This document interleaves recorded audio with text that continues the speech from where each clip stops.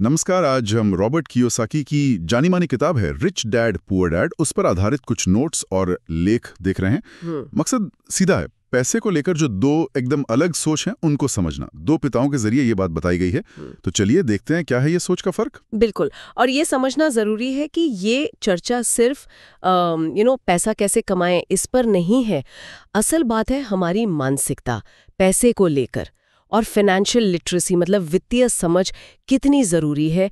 इन sources में यही कहा गया है। हाँ, ये दो पिता मतलब दो अलग अलग दुनिया ही हैं। एक पुअर डैड हैं, वो उनके असली पिता थे, काफी पढ़े लिखे, सरकारी नौकरी वाले, और हमेशा पैसों की थोड़ी तंगी रहती थी।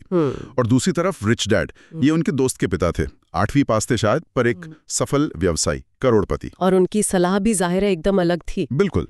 एक कहते थे भाई अच्छी पढ़ाई करो, सेफ जॉब पकड़ो, सुरक्षित रहो। हाँ, जो टिपिकल सलाह होती है। हाँ, और दूसरे कहते थे कि नहीं, पैसे को समझो, पैसे से पैसा बनाना सीखो, वित्तीय रूप से स्वतंत्र बनो। और यहीं पर मतलब बात का क्रक्स है। किताबी ज्ञान या एकेडमिक सफलता जरूरी नहीं कि आपको फाइनेंशियली सफल बनाए। अच्छा। पारंपरिक शिक्षा हमें एक अच्छा एम्प्लॉय या प्रोफेशनल तो बना देती है, पर पैसा मैनेज करना, निवेश करना वो अक्सर नहीं सिखाती। ये एक बहुत बड़ा गैप है। हाँ, ये सोच का ही अंतर है जिस पर रिच डैड का पूरा फोकस था। बिल्कुल। और इसी सोच से जुड़ा एक बहुत ही महत्वपूर्ण कॉन्सेप्ट है संपत्ति यानी एसेट्स और दायित्व यानी लायबिलिटीज के बीच का फर्क। हाँ, ये बहुत जरूरी है। कियोसाकी के अनुसार संपत्ति वो चीज है जो आपकी जेब में पैसा डालती है। जैसे मान लीजिए कोई प्रॉपर्टी है जिससे किराया आ रहा है, या स्टॉक्स हैं जिनसे डिविडेंड मिल रहा है, या कोई आपका साइड बिजनेस है जो प्रॉफिट दे रहा है। ये सब संपत्ति हैं। ओके।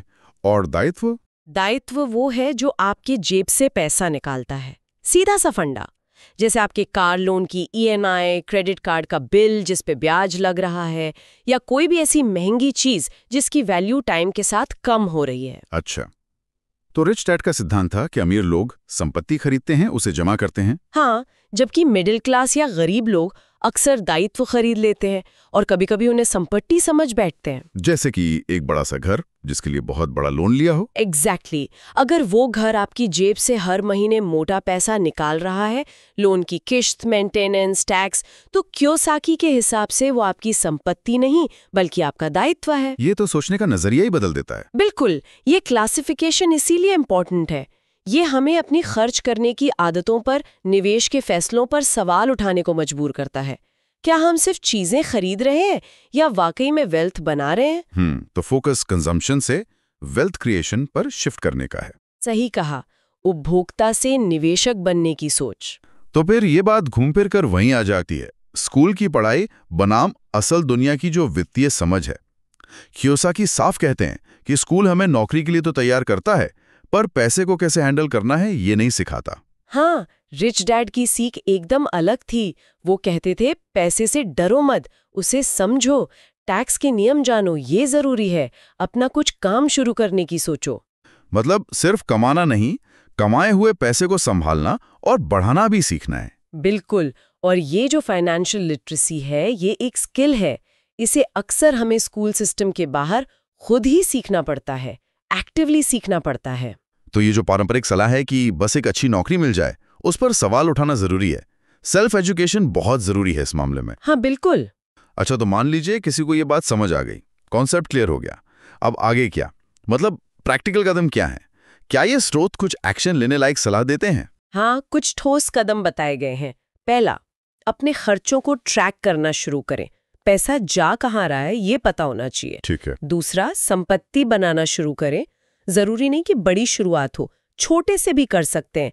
जैसे एसआईपी शुरू कर दी म्यूचुअल फंड में, या कोई छोटा सा ऑनलाइन काम पकड़ लिया साइड में।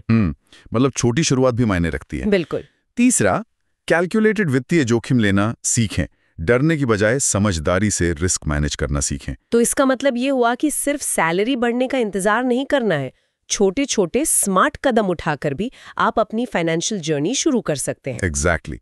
वित्तीय आजादी स्मार्ट प्लानिंग और डिसिप्लिन से ज्यादा जुड़ी है, इनकम के साइज से शायद उतनी नहीं। ज्ञान को एक्शन में बदलना जरूरी है। हाँ, वही असली चुनौती है। जानना एक बात है, करना दूसरी। और लगातार छोटे छोटे कदम उठाते रहना, वही लॉन्ग टर्म में फर्क लाता है। पैसे को अपने लिए कैसे काम पर लगाया जाए? हाँ, ये बेसिकली एक माइंडसेट शिफ्ट है। एक कर्मचारी वाली सोच से हटकर एक निवेशक या एक उद्यमी वाली सोच अपनाना।